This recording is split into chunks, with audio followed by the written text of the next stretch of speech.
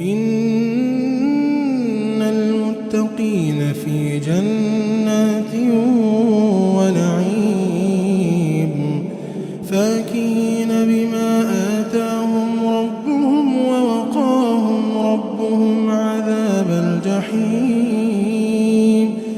كلوا واشربوا هنيئا بما كنتم تعملون متكئين على سرر مصفوفة وزوجناهم بحور عين والذين آمنوا واتبعتهم ذريتهم بإيمان ألحقنا بهم ذريتهم وما ألتناهم من عملهم من شيء